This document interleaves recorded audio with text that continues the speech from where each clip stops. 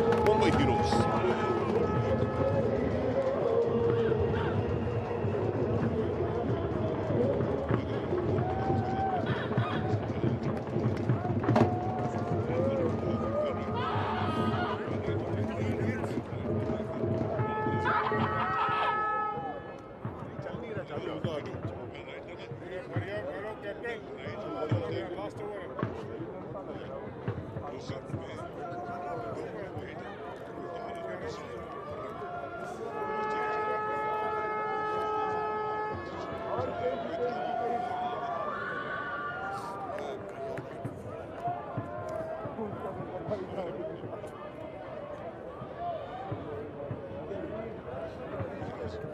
Over के बाद 105 4 wicket के स्थान पे रनों की औसत 11.67 की है। उस हिसाब से 116 रन बनेंगे। 2 ही विकेट गिरे हैं 25 और 29 पे 6 विकेट गए थे। माफ करिएगा 50 रन की ये है। कितने पहला 50 रन 25 गेंदों में आया, दूसरा 50 रन 29 गेंदों में आया। ये देखिए किस तरह से छक्का लगाया। लाजवाब स्ट्रोक हवाई रास्ते से। 4 विकेट अभी तक गिरे। अगर आनंद लेना हो आपको बल्लेबाजी का तो अपूर्वा को देखिए इस वक्त सेक्टर 16 क्रिकेट ग्राउंड चंडीगढ़, और ये सीधा प्रसारण celebrity cricket league T10 format का सीजन 8। और यहां पर कोशिश थी जय की वॉकिंग डाउन द ट्रैक और उसके बाद लपेटना चाहते थे बैकवर्ड स्क्वायर लेग के ऊपर से, इन गेंदबाज ने एक बार फिर से अपना इंटेलिजेंट वहां पर दिखाया, चतुराई वहां पर दिखाई और बचाते हुए अपने आप को। तो 5 गेंदें बची हैं कि कितने रन, कितने छक्के और कितने चौके। Your anticipation? जय से बहुत उम्मीदें थी लेकिन उन्होंने इस पे काम नहीं किया है शायद। और बिल्कुल ये होता है ना, जब आप किसी की बड़ाई कर देते हैं तो उतना अच्छा खेलता नहीं है। वही हुआ। मैंने भविष्यवाणी की थी कि अगर वो 8 गेंदें खेल ले तो मतलब 3-4 चौके मार सकते हैं। वो सब कुछ गलत होता हुआ।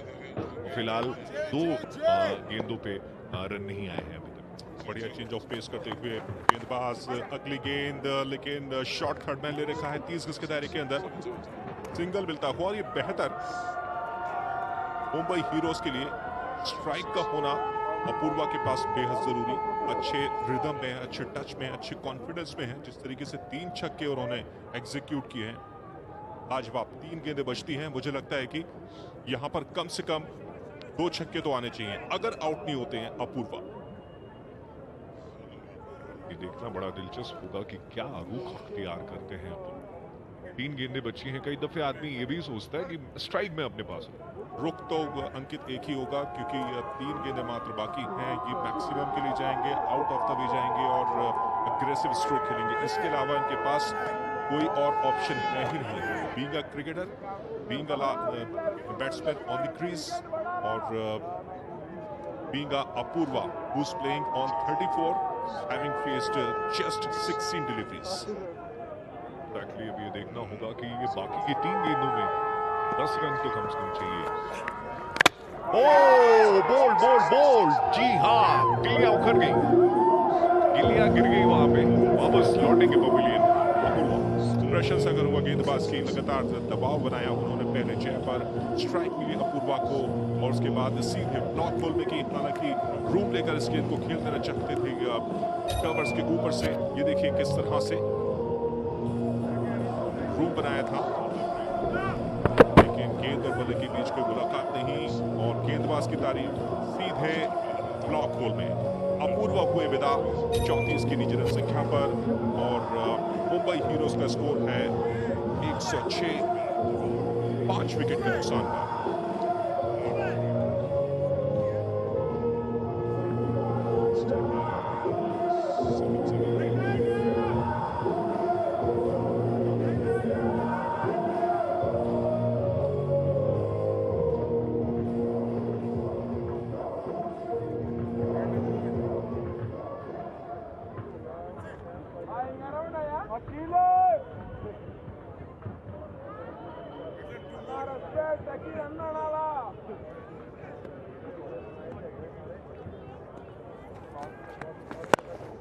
और आक्रामक स्ट्रोक की कोशिश की थी लेकिन रन्स नहीं मिलते हुए। एक की कोशिश दूसरे के लिए पलटे और बढ़िया यहाँ पर रनिंग बिटवीन द विकेट्स। तो आखिरी समय आता हुआ, लेकिन नंदा की जितनी प्रशंसा की जाए उतना कम।